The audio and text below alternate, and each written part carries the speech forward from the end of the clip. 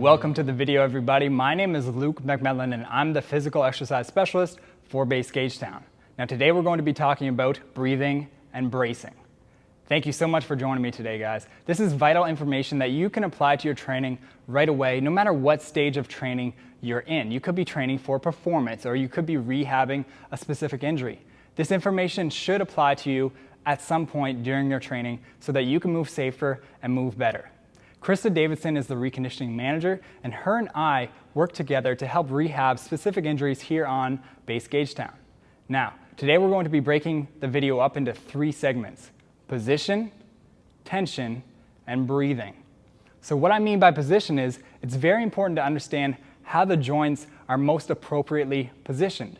So I'm going to get the spine out. We're going to talk about neutral spine a little bit and figure out what that means and how we can apply it to our bracing. 2, tension. This is where I'm really going to dive into bracing, creating intra-abdominal pressure and keeping that vulnerable lower back safe. 3, breathing. This is where we're going to dive into breathing while we're applying 1 and 2. Let's get right into it.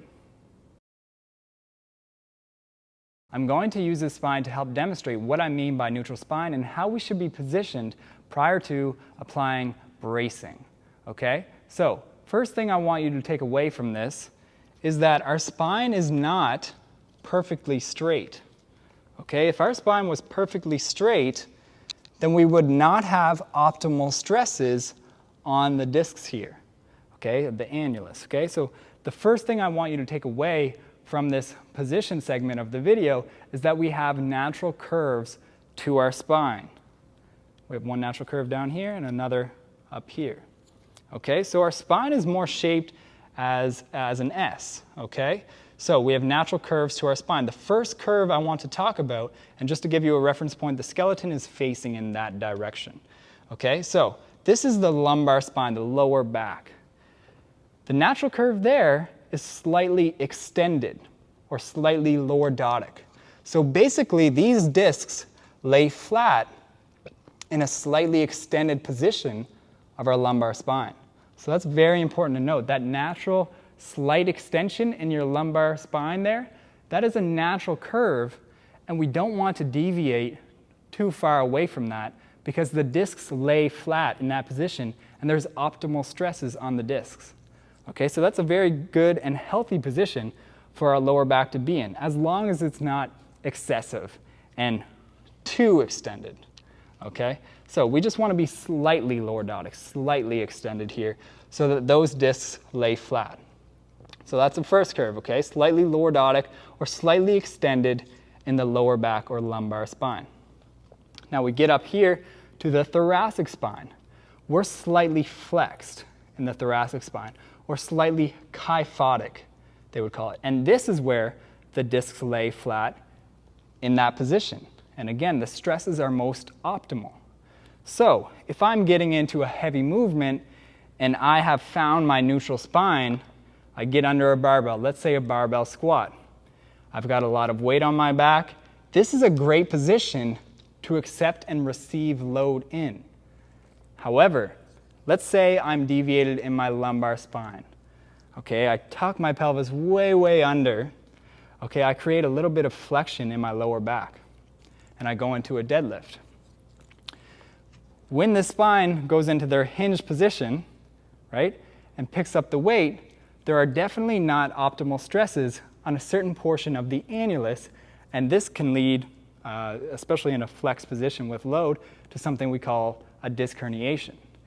So we're not going to dive into that there today with this video, but I just want you to take away the main points of neutral spine. We have natural curves to our spine. We're slightly lordotic down low in the lumbar spine or the lower back, and we're slightly flexed up top in the thoracic spine or slightly kyphotic, right? And I think it's also important to note something that some experts refer to as the neutral zone. Okay, so first of all, we are all made physiologically different. So my neutral spine won't look exactly like your neutral spine. We're made different. We're structured differently. As long as you're pain-free, you have slight extension in the lower back and you're slightly flexed in the thoracic spine, and you're pain-free. That's the main key here. you can get a coach to help you out there on base with you to figure out if that's around your neutral zone, because your neutral zone might be a little bit different than my neutral spine, right? So it could differ very, very slightly. Some people are a little bit more naturally lordotic in the lumbar spine.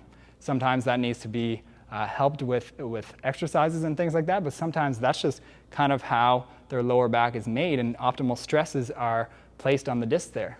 For example, myself, I have a little bit of a flatter lower back curve there. So I do have very, very slight extension, but it's extremely slight, okay, compared to someone else who might have a little bit more pronounced lumbar spine extension. Okay, so I hope that makes sense. We have natural curves to our spine, an S shape, okay? We're not perfectly straight. We're definitely not perfectly straight. To accept load in that position will not be optimal. We want an S shape to our spine. We want to be slightly lordotic in the lumbar spine or the lower back, slightly kyphotic up top. This is where we will most appropriately accept load, and there's optimal stresses on the spine. I hope all that makes sense, guys. That's what I wanted to go over in regards to position. So let's dive into tension and how we can more efficiently make this position even safer. Tension. The lower back operates at a mechanical disadvantage. 85 to 90% of all disc bulges or disc herniations happen at L4, L5, and L5, S1. So what can we do to better protect the back other than knowing appropriate positioning of our spine? Well, tension, bracing. Okay, this is where we're really going to dive into bracing and what that means and how we can apply it to our main compound lifts or our exercises that involve abdominal musculature. Okay, it's all about stiffening the abdominal wall. Okay, creating something called intra-abdominal pressure. Okay, this will better protect the lower back and help prevent injury. Okay, so we're going to break this up into a few steps here. So follow along with me and we'll go nice and slowly. We're going to teach you literally from the ground up and how you can apply this bracing skill to some of your exercises right away and help protect the vulnerable lower back. Let's go. Let's start from the ground up. We've talked about positioning, optimal positioning of the spine, but let's talk about how we can manipulate the body's musculature to help put us in a more optimal position and safe, tense, stiffened position. Okay, so the first step is called creating torque in your feet. Now, although that may sound complicated if that's the first time you've heard it, it's quite simple, okay? So we want to create torque in our feet. So that I often refer to as gripping the ground, okay? We want a nice balanced tripod foot, and we want to efficiently grip the ground. So it's different than just standing here kind of relaxed, and if someone came to push you, you might yield to their force that they gave you. In this position, we are gripping the ground, we're externally rotating at the hips, okay, externally rotating. So external rotation is this, okay, external rotation in our hip, but the foot doesn't move. We're just applying that torque to the ground. So what is that going to do? Well, it's going to fire up some of the glute musculature, maybe the glute med a little bit, and it's going to allow us to be in a nice, safe, stable position. Okay, so stand up and try this with me if you haven't already. So we're standing up in this position. We're going to create external rotation in our hips, although our feet don't move, but if they were to move, they would move outwards like that. That's the external rotation coming from the hips. So, but we allow our toes to dig into the ground, our tripod foot there. We create that external pressure, that external rotation in our hips, create the torque, fire up those glute musculature, and sit nice and stable, okay? Stand nice and stable, all right? So that's our creating torque in our feet method. That's step one. And oftentimes, I'll get this out. We want our feet right underneath our hips, by the way, for this. Oftentimes, I'll get out a piece of paper towel here, and usually I have a long piece of paper towel, which would help. But I've just got a small piece right now, so picture my feet a little bit further apart. And if I'm creating external rotation, it's pulling on the middle of the paper towel, okay? So that's the force. It's an outward external rotation that's going to fire up some specific musculature that will help in our braced position, okay? So if I'm applying the brace, creating torque in our feet, I'm pulling on the paper towel like that, okay? Creating that torque in our feet. I really hope that makes sense, guys. And let's move into step 2. Step 2 is all about finding your neutral pelvis. So we've talked about finding a neutral spine, and now we're going to dive into a neutral pelvis and what that means and what that looks like, and engaging the glute musculature appropriately to help put us in that neutral pelvis position. Okay, so we've talked about the feet, and now we're going up to the pelvis region. I'm going to get a couple mistakes out of the way right away so that we avoid these two things, okay? We want to avoid a posterior tilt to our pelvis, and we want to avoid an anterior tilt to our pelvis, because our pelvis manipulates our lower back and the rest of our musculature, okay? So if I have a posteriorly tilted pelvis, which would look something like this, where I've over-engaged the glute musculature and I'm actually flat or slightly flexed in the lower back here, and we know that we want a natural lumbar extension in our lower back for those discs to lay optimally, right? So if I over-engage the glute musculature and I'm slightly flexed in the lower back, that would definitely not be an optimal position. That's a posterior tilt, or tilt of the pelvis behind me.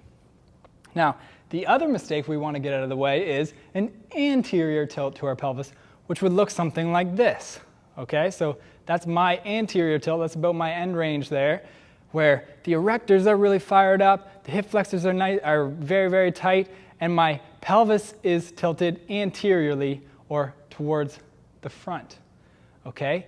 And in that position, I have an excessively lordotic lumbar spine. So basically, I have too much lower back extension in that position.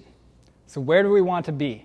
We want to have a neutral pelvis, so somewhere in the middle. So work through those end ranges of posterior tilt, anterior tilt, and manipulate the pelvis and find somewhere in the middle that is appropriate to you, pain-free, and feels natural. And then engage the glute musculature and set that neutral pelvis. So for me, it's right around here, okay? I've gone through the end ranges of posterior and anterior tilt of my pelvis. I've found what is most comfortable for me and pain-free with that slight extension in my lower back. And then I engage the glute musculature, so squeeze the glute musculature and set that neutral pelvis. Okay, so that's what step 2 is all about. And sometimes we refer to a dimmer switch method in engaging certain musculature while bracing. So, for example, if I am going into a 1RM or a 1 rep max squat or deadlift, I may want to set that neutral pelvis and engage those glute musculature at 100%, full force, right? And really protect the pelvis and the neutral spine and do as much as I can to contract and engage as much muscle fibers as possible. However, if I'm going into a movement like a squat jump, for example, I won't want to fire up at 100% at all times really, really hard to certain musculature during a squat jump. It may deviate my movement patterns a little bit. It wouldn't contribute to being efficient for me. Okay, so I hope that makes sense. In certain movements, we may engage musculature at 100% all the way up on that light dimmer switch, and certain exercises might be at 40%, it might be at 60, you might be at 15 for some, right? So just keep that in mind. You don't have to be engaged at 100% at all times for all exercises. So that's step 2. Let's dive into step 3. I'm going to combine steps 3 and 4 and talk about the abdominal region. Now remember, step 1, create torque in your feet. Step 2, engage the glutes, set that neutral pelvis. Steps 3 and 4, we're just going to talk about the abdominal region, how to create intra-abdominal pressure to help protect our lower back and the rest of our spine. So let's first talk about how should we stack ourselves? How should we be standing most efficiently? So we want our feet, knees, hips, all in line, ribs over our hips, okay? We don't want our ribs pushed forward. We don't want our ribs back like this. We want them directly over our hips and shoulders here, and our deep cervical flexors of our neck engaged as we tuck the chin just a little bit, engage those flexors, okay, just very, very slightly in our neck so that we're stacked efficiently, okay? So I've got torque in my feet, glutes engaged, neutral pelvis, and then we're going to talk about the abdominal region, and I'm stacked efficiently here. Now, how do we create that intra-abdominal pressure? Well, some mistakes are people will often suck in because that's how they think they create that abdominal pressure. We want to engage, and that's definitely not how you do it. We want to engage all of the abdominal musculature we can, but with the reference point of rib cage down and out. Okay, we don't want to suck in. We want to take a deep breath in, fill the abdominal region with air, and rib cage down and out, just like this, okay?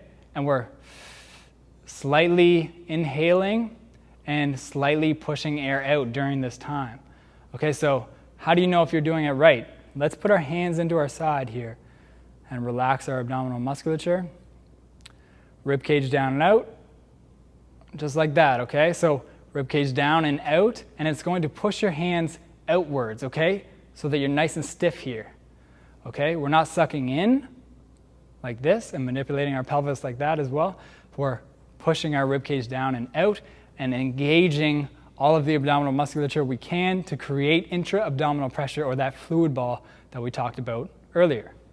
Okay, some other mistakes that we often see in reconditioning when we're teaching this is when they'll get it right the first time and they'll create that intra-abdominal pressure, and then they're sucking air in slightly and out, which is good. That's what we want to see.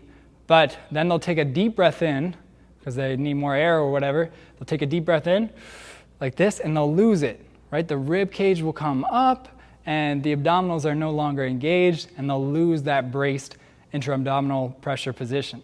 Okay, so remember, we're just efficiently breathing. We're efficiently breathing, slightly sucking air in and slightly pushing air out. Don't go in and take a deep breath in and go and lose that brace position, okay? We don't want our rib cage up like this. That's definitely not our brace position here, okay? Rib cage down, out, create that intra-abdominal pressure and slightly suck air in, slightly push air out. Let's get into step 5. Now all we have to do is put it all together in step 5. So how should we be positioned? Step 1, let's go through it. Create torque in your feet. That's that external rotation coming from the hips, although the feet don't move, and we're creating that stable base.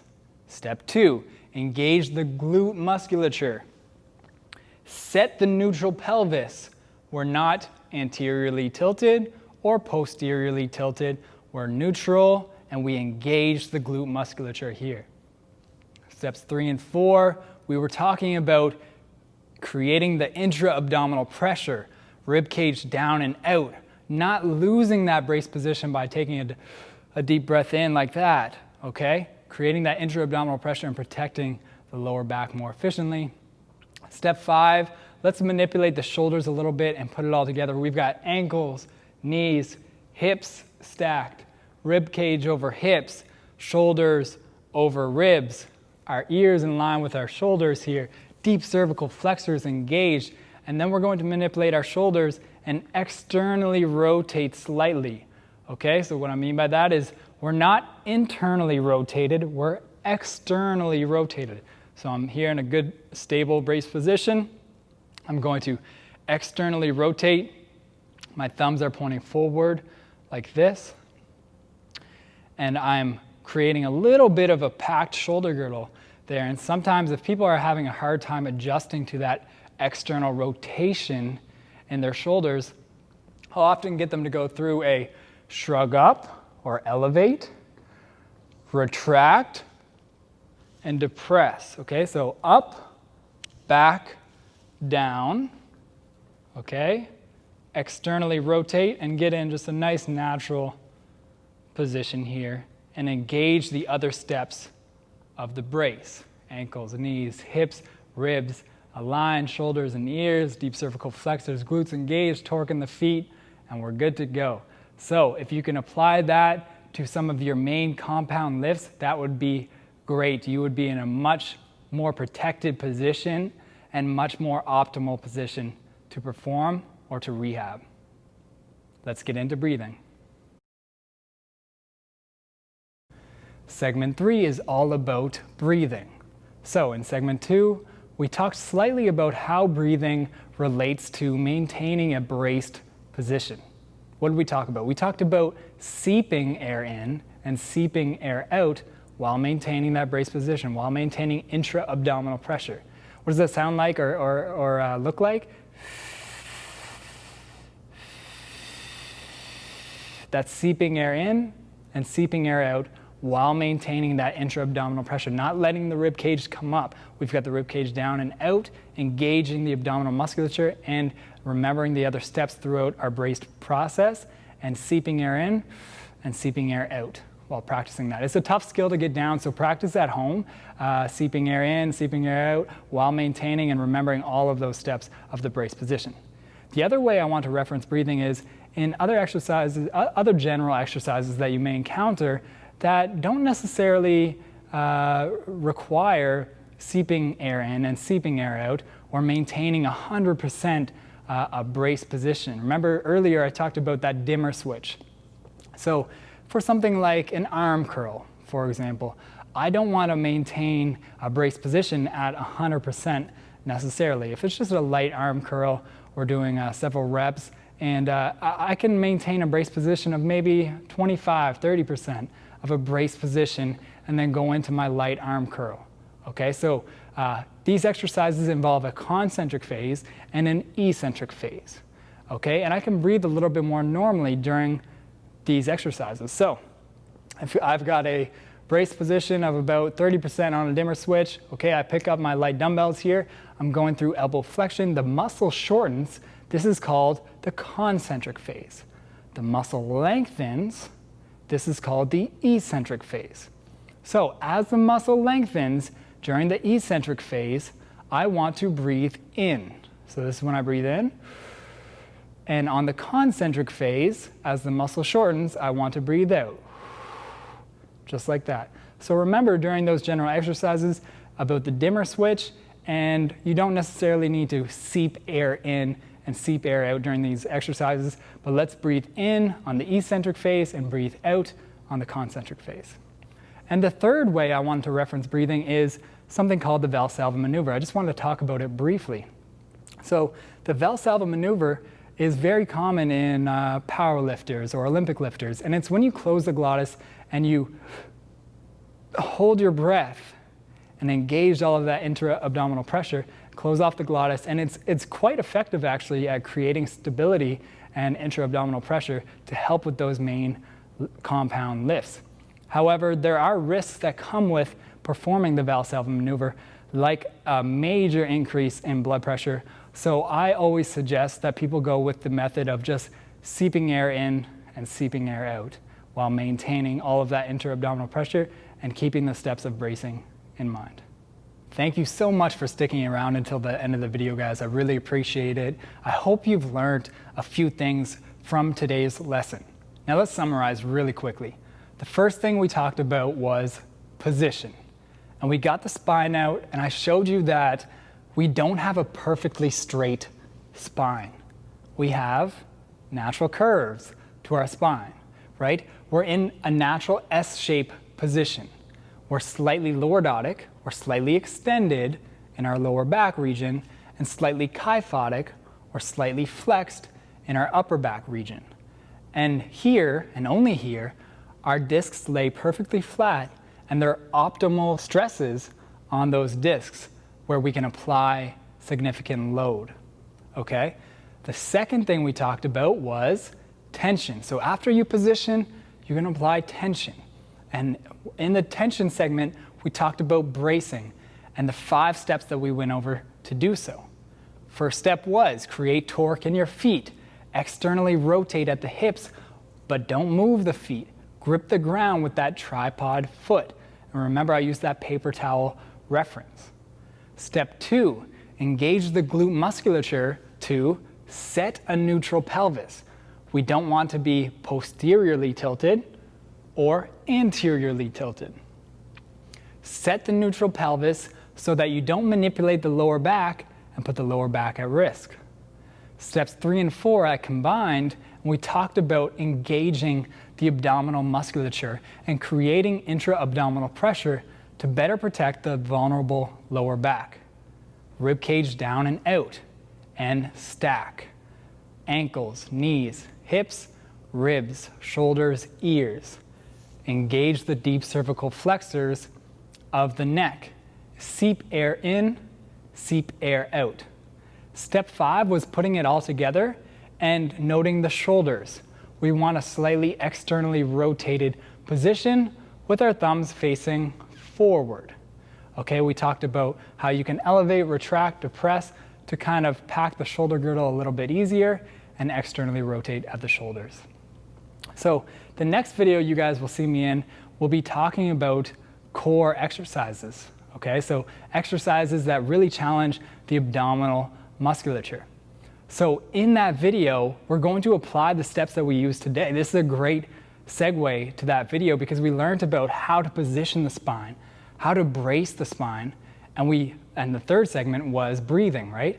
We talked about breathing in certain exercises and a brace position and things like that. So how to breathe during these positions as well. So we're going to put it all together and apply it to our core exercises, like something like a bird dog or something like a dead bug or a plank position and different variations out of that plank position. So it'll be very beneficial. It is very beneficial that you've watched this video already. Tune in to the core exercises video that I put up in a couple weeks, and I'll see you then. Thanks a lot for joining me, and I'll see you next time.